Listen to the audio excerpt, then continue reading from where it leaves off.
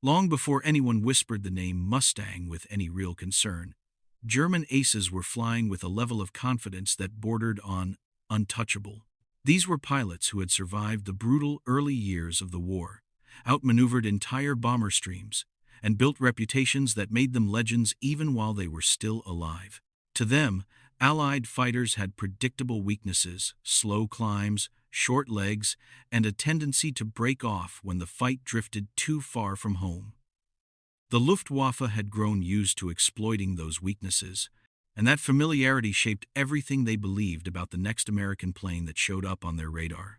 When the first Mustangs appeared, they didn't look like the kind of threat that could tilt the air war. They were powered by the Allison V-1710 engine, a decent power plant, but one that losing altitude drained the life out of. At higher altitudes, the realm German aces dominated. The early Mustang was nothing special. Reports from the ground described it as just another escort fighter that couldn't keep up once the real fighting started. German pilots noticed it in the sky, saw it lag behind bomber formations, and shrugged it off. That dismissal wasn't arrogance alone, it came from experience. For years, Luftwaffe veterans had faced the P-38 Lightning, the P-47 Thunderbolt, and the earlier Spitfires. They respected some of them, sure, but none had forced a dramatic change in German tactics. Their Bf 109 seconds and FW 190 seconds still dictated the terms of engagement. They controlled altitude, energy, and timing, and they had no reason to believe that trend was about to shift. The Mustang, in its early form, blended into that category of minor annoyance. A plane that looked fast, but didn't actually threaten the German pecking order. Intelligence analysts in Germany reinforced the same story. Reports suggested the Mustang lacked the range to follow bombers deep into German territory. Others claimed its engine would struggle in the cold, thin air over the Reich. Commanders saw no reason to allocate extra resources studying it. The Luftwaffe was fighting on multiple fronts. Fuel was thinning, and they had bigger concerns than a barely tested American escort. But the real truth lay beneath the surface. The Allies were testing something new, and the Mustang the Germans ignored wasn't the Mustang that would soon be streaking across the sky at speeds that made even veteran aces uneasy. German pilots had grown comfortable, maybe too comfortable. Their assumptions were carved from years of dominance, and they didn't expect that an aircraft they dismissed so casually would evolve into the one machine that could chase them down at any altitude, any distance, and any angle.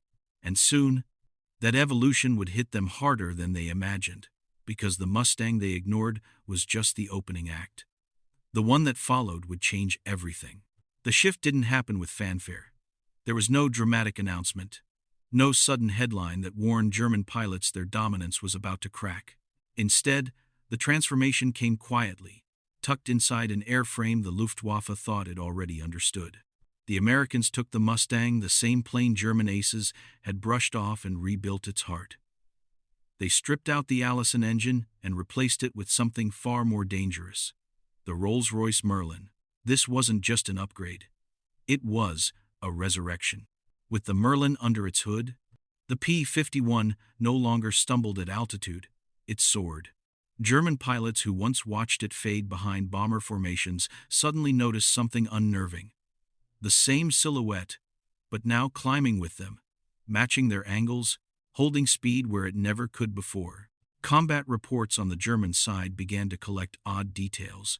One pilot swore the Mustang he engaged at high altitude behaved like an entirely different machine. Another claimed it accelerated during a vertical climb, something he'd never seen from an American fighter. A few dismissed these stories as exaggerations, the usual fog of war, but the pattern was impossible to ignore. The Merlin engine gave the Mustang lungs that didn't gasp in thin air.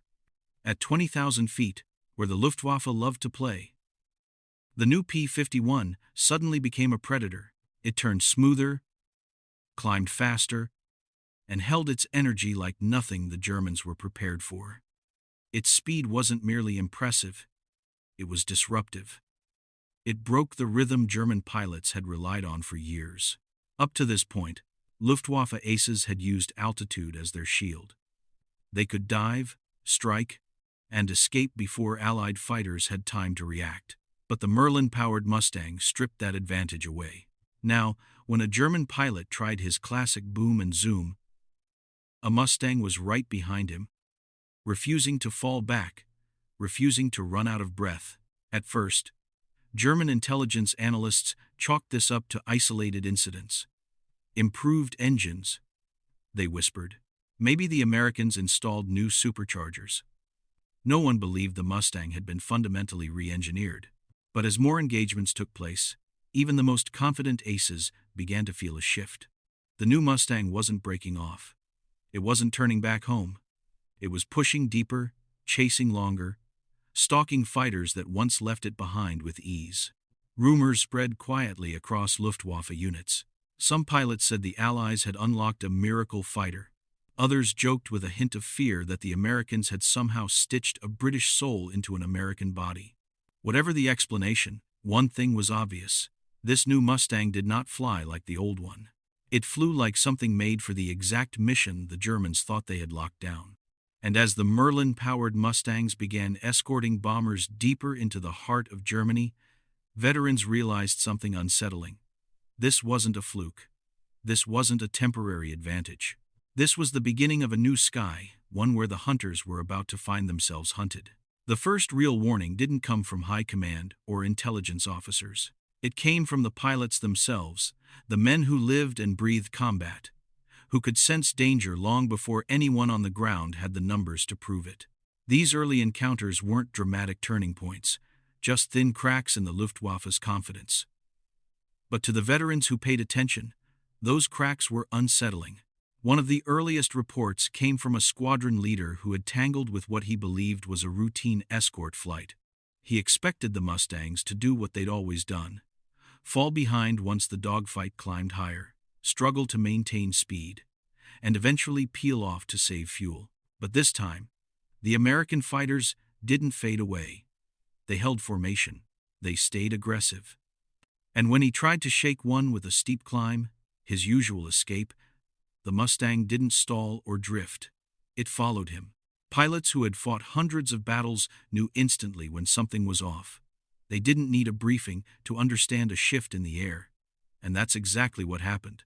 Aces who once treated the Mustang like background noise suddenly found themselves forced to respect it. More than a few returned to base with stories that didn't match the official reports. Their commanders brushed it off as exaggerated stress or misidentification. But the pilots kept talking. Inside mess halls and bunkers, murmurs spread. Some insisted the Mustang had undergone a secret overhaul. Others claimed the Americans were testing new fuel mixtures that gave their engines unnatural endurance. A few even joked nervously that the Allies had found a way to cheat gravity itself. None of these theories made it into the official documents, but the whispers traveled fast. Then came the encounter that truly made pilots uneasy. A German ace with dozens of victories under his belt found himself locked in combat with a Mustang that simply refused to give up. He dove, climbed, banked, and rolled classic maneuvers that usually threw pursuers off his tail. But the Mustang stayed there, like it was glued to him. He barely escaped, landing with fuel nearly gone and nerves rattled. His debrief was simple and unsettling. It chased me farther than any American plane has ever chased me. This was when the pattern emerged. Mustangs weren't retreating early anymore. They weren't flying timidly. They weren't hesitating.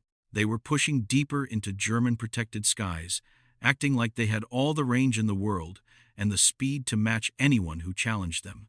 Every ace who experienced this new behavior had the same feeling. The Allies weren't just testing something, they had perfected something. But the most alarming part came next. These weren't isolated cases. Across multiple units, pilots began reporting the same unusual climbs, the same relentless pursuit, the same speed that seemed out of place.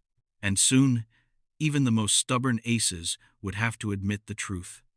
Whatever the Americans had done to the Mustang, it was only the beginning of the nightmare forming over Germany. The real shock didn't arrive with a single battle. It arrived with a realization slow, creeping, and impossible to ignore that the skies German pilots once commanded were slipping out of their control. And the moment that realization took hold was when the Mustang began doing something no Allied fighter had managed before. Staying with the bombers all the way into the heart of Germany, and still having enough fuel left to fight like it was fresh off the runway. This was the part that rattled Luftwaffe veterans more than anything. For years, their greatest advantage wasn't just skill or tactics, it was predictability. They knew exactly when Allied escorts had to turn back. They knew the vulnerable stretches when bombers would be exposed. Those windows were their hunting grounds, the moments when German aces made their names. They timed interceptions to strike the bombers precisely when the sky was empty of escorts. But suddenly, those windows were gone. The first deep escort missions with Merlin-powered Mustangs didn't just surprise the Luftwaffe, they stunned entire fighter wings. German pilots scrambled for intercepts, expecting the usual sheltered bomber formations. Instead, they found tight, disciplined swarms of Mustangs already circling above them, waiting like silent gatekeepers. The aces tried climbing above the formation, hoping to dive through the escorts as they always had. But the Mustangs were there too, climbing with them, blocking their angles, refusing to let them even reach the bombers. A few German pilots insisted it had to be a mistake. Maybe the Americans miscalculated their fuel, some said. Maybe they'll have to turn back early. But they didn't.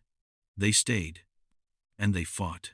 The Mustang's range didn't just change tactics, it shattered them. Luftwaffe commanders scrambled to adjust their strategies, but nothing worked. If they attacked early, the Mustangs intercepted them. If they waited, the Mustangs caught them climbing. If they tried to retreat to regroup, the Mustangs chased them farther and faster than any escort fighter ever had. Even seasoned aces, who used to dominate bomber raids, found themselves boxed in. Their classic hit-and-run dives became dangerous instead of decisive. Once they punched through a bomber formation and tried to climb back up, a Mustang was already behind them, matching their energy, waiting for the slightest mistake. And mistakes came faster than ever. What unsettled German pilots most wasn't just the Mustang's speed, it was the relentlessness. These escorts didn't back off. They didn't hesitate. They didn't act like defenders. They acted like predators. Pilots who once attacked with confidence now entered battle uncertain if they'd make it home at all. Reports from units across Germany began to sound almost identical. The new escorts are everywhere. They don't break off. They chase us deeper than any previous fighter. The fear wasn't just tactical, it was psychological. Because if the bombers were no longer vulnerable, if the escort fighters could go anywhere, if the Mustang could outclimb, outrun, and outfight them at the same time, then the Luftwaffe wasn't just losing the skies. It was losing the very foundation of how it fought. And for the first time, German aces felt something they hadn't felt in years, the momentum shifting against them. But the real collapse was only beginning. Before the Mustang arrived in force, German aces carried themselves with a confidence that bordered on myth. These were pilots who could read the sky like a map, sense danger before it appeared, and outthink opponents with instincts honed by thousands of hours in the cockpit. But when the Merlin-powered Mustangs began swarming over Germany, something unprecedented crept into their mindset: doubt. At first it was subtle, buried under bravado and routine. But it grew fast, spreading through squadrons like a quiet current no one wanted to acknowledge. Veteran Luftwaffe pilots had been raised on the belief that they were the hunters. Every tactic, every maneuver, every formation drilled into them reinforced the idea that they controlled the fight, not the enemy. But the Mustang disrupted that psychology. For the first time, they were seeing an Allied fighter that refused to let them dictate the terms. Aces who once dove into combat with confidence now found themselves checking over their shoulders more often than they ever had before. One pilot described the new pressure with an unsettling simplicity. You feel it behind you, even before you see it. He wasn't exaggerating. The Mustang's reputation grew faster than its kill count. Stories spread through airfields about German pilots who tried to disengage, only to discover the Mustangs were still on their tail miles later. Others talked about Mustang formations appearing out of nowhere, closing gaps impossible to close in older aircraft. Even the most experienced aces started to fly tighter, more cautious, as if expecting an American fighter to pounce the moment they relaxed. Younger, inexperienced pilots suffered even more. Training had been rushed for months due to fuel shortages and combat losses, and many rookies were barely prepared for a basic dogfight, much less an enemy aircraft with such speed and stamina. Some froze when they saw the Mustang's silhouette, others made panic dives too early, burning energy and making themselves easy prey. In extreme cases, commanders reported pilots refusing to push into bomber formations at all, claiming the escorts were too thick, too coordinated, too fast to fight. Inside Luftwaffe bases, the atmosphere shifted. The once confident talk of easy kills and predictable engagements faded. In its place came questions, quiet at first, then louder, about how to fight an enemy that seemed to break every rule they had trained for. Even high-ranking aces, men with dozens or even hundreds of victories, confessed in private conversations that something felt off. They had outlasted countless challenges in the air, but this felt different. The psychological collapse wasn't merely fear, it was the erosion of an entire doctrine. The Luftwaffe had always relied on controlling altitude, choosing when to engage, and counting on Allied escorts to run out of fuel long before the fight reached its peak. Now, none of that was true. The sky itself felt redesigned. And as the Mustangs pushed deeper and higher with every mission, German pilots realized a grim truth. Losing the technical advantage was one thing, but losing belief in your own invincibility was something far more dangerous. And the cracks spreading through the Luftwaffe's confidence were about to collide with another problem, one that started at the top.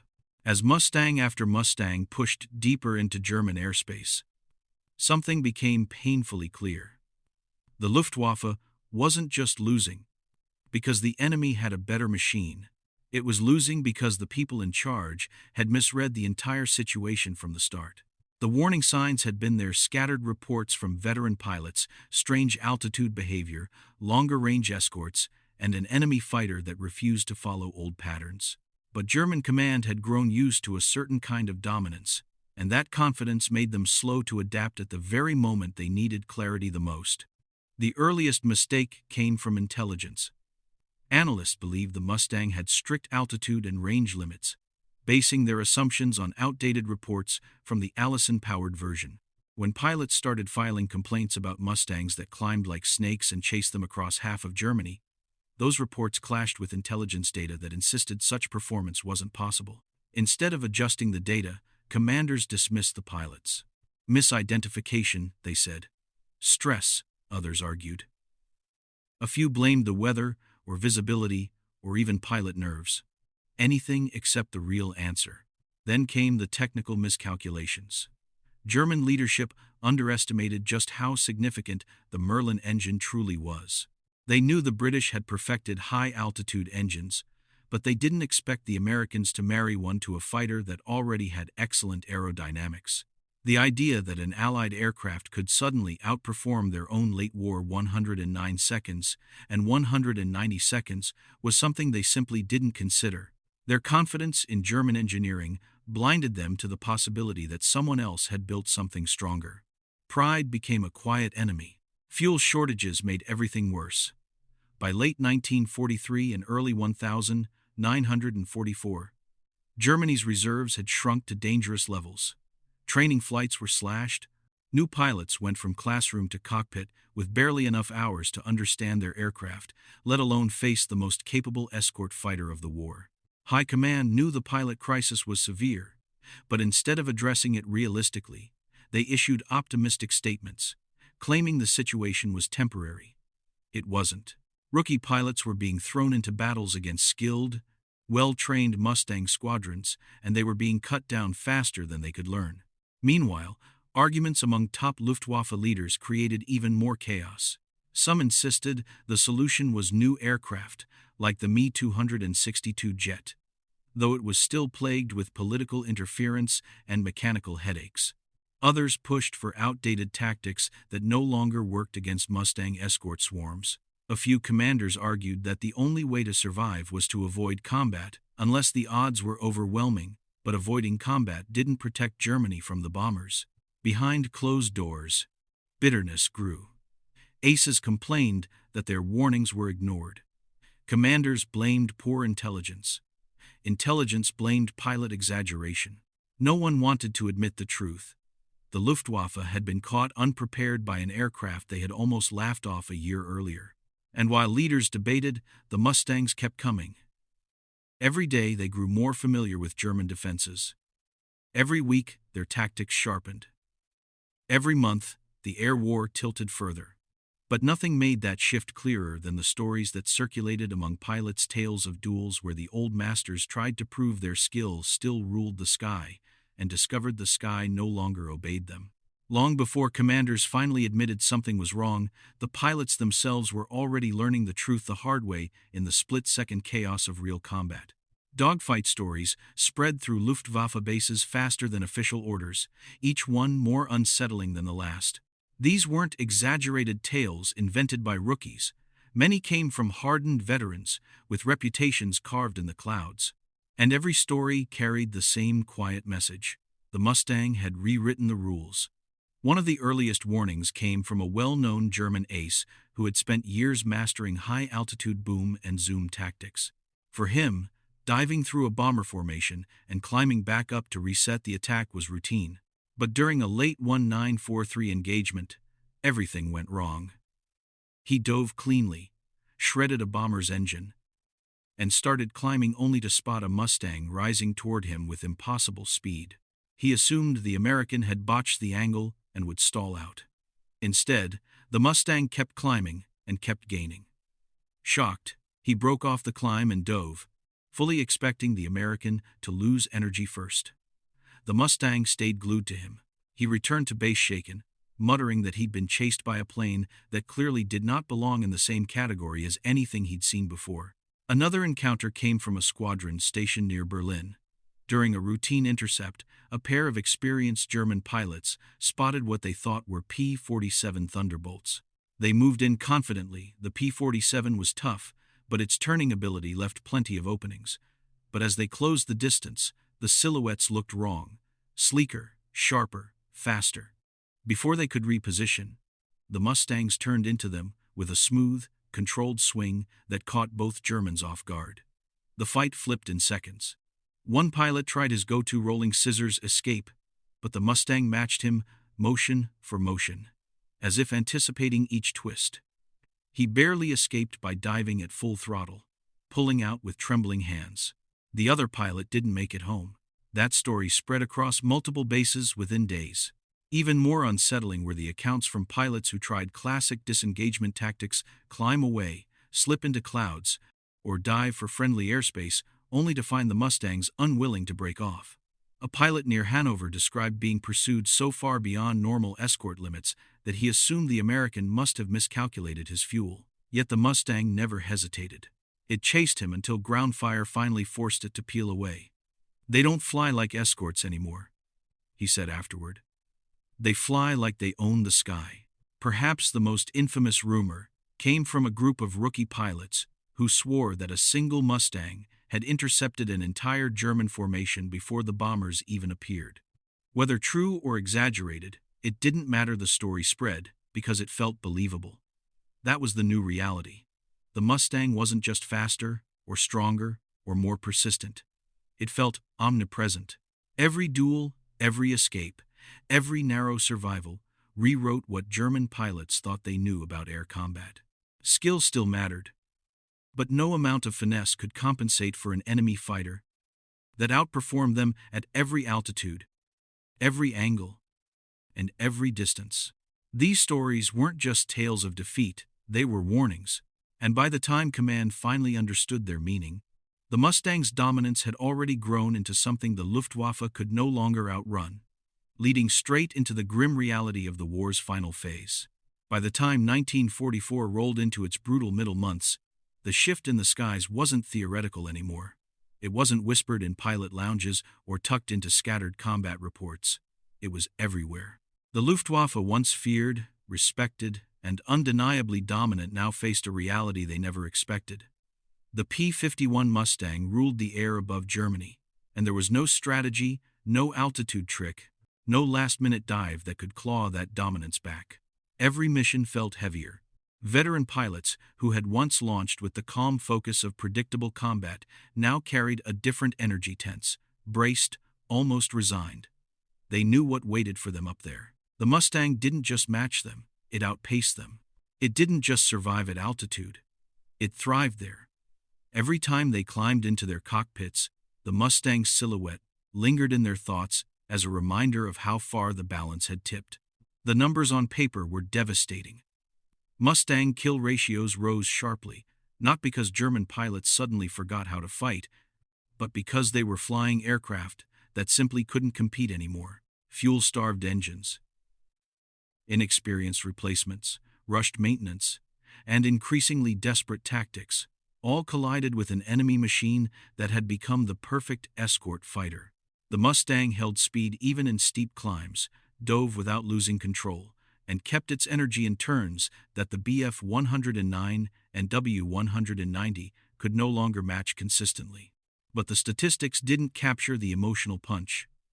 Pilots spoke in clipped sentences now, rarely bragging, rarely telling stories with the old swagger. They began referring to Mustang encounters with a kind of grim respect.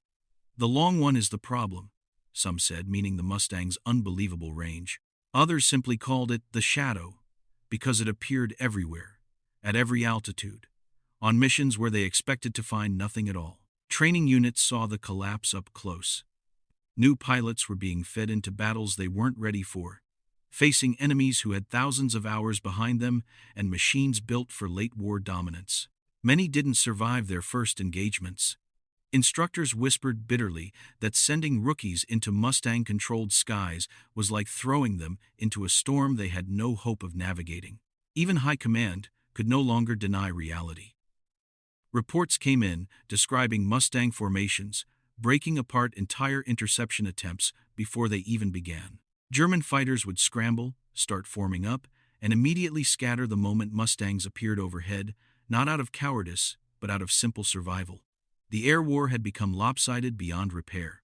Late in the conflict, some aces tried to adapt by flying lower, striking from unexpected angles, or ambushing bomber formations from behind cloud cover.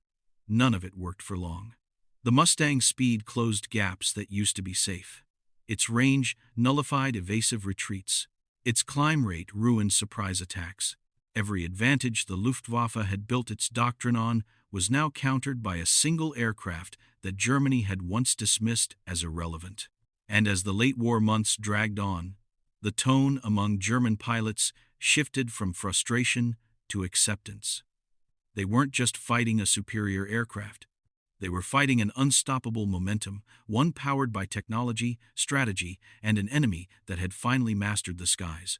But the staggering part wasn't just how completely the Mustang took over the air war. It was how easily Germany might have avoided the worst of it if they hadn't ignored the threat when it first appeared. And that leads straight into the closing chapter of this story, the moment when hindsight revealed just how costly that early misjudgment truly was. When the war finally tilted beyond recovery for the Luftwaffe, many pilots looked back and pinpointed the moment things began to fall apart. Surprisingly, it wasn't tied to the arrival of the Mustang in its prime, soaring through the sky at impossible speeds or escorting bombers deeper than any German strategist believed possible. No, the true turning point happened earlier, in the moment the Mustang was ignored. That single miscalculation, that casual dismissal of what seemed like an unremarkable fighter, eventually cracked open the door that allowed Allied air power to dominate Germany's skies. Had the Luftwaffe taken the Mustang seriously from the start, things might have unfolded differently, not in terms of outright victory, but in the speed and scale of their collapse. German intelligence could have flagged the early performance changes. Commanders could have adjusted strategies before the Allies perfected long-range escort tactics. Pilots might have prepared mentally for an enemy that would soon redefine aerial combat. Instead, complacency slipped into the system. Confidence, once the Luftwaffe's greatest strength, quietly became its blind spot. By the time the Merlin-powered Mustang revealed its true potential, Germany's fate was already tilting in a direction few wanted to admit. The Allies had found a fighter with the reach to guard bombers across entire continents, the speed to outclimb even elite German interceptors, and the endurance to chase fleeing pilots long after older escorts would have turned back. And the Luftwaffe, strained by fuel shortages and hemorrhaging experienced pilots, could no longer adapt fast enough to counter it. But what stands out most in hindsight isn't the technical mismatch, it's the psychological one. The Mustang broke more than tactics, it broke the aura that German aces had worn like armor. When pilots began doubting themselves, doubting their leaders, doubting the sky they once ruled, the Luftwaffe's collapse accelerated. A force that had once defined aerial warfare found itself overwhelmed not just by metal and engines, but by momentum, fear, and the realization that their opponents had finally outbuilt and outplanned them. In the final months of the war, as Mustang formations roared over Germany with total confidence, even seasoned aces admitted the truth. The Americans had brought a machine that changed everything. It turned deep escort missions into deadly traps, erased the Luftwaffe's altitude advantage, and stripped away the last remnants of strategic control. The German Air Force still fought with skill and bravery, but it was like trying to punch through a storm. No matter how hard they struck, the wave hitting back was always stronger. Looking back, the story of the Mustang is more than just an aircraft outperforming its rivals. It's a lesson in how quickly a war can shift when one side underestimates a threat and the other side perfects an opportunity. The P-51 didn't win the war on its own, but it reshaped the sky in ways the Luftwaffe never fully recovered from. And in the end, the irony is undeniable. The fighter German aces once brushed aside became the very machine that put them on the defensive, rewrote their tactics, and helped seal the fate of Germany's air war, not with surprise, but with speed, endurance, and undeniable dominance.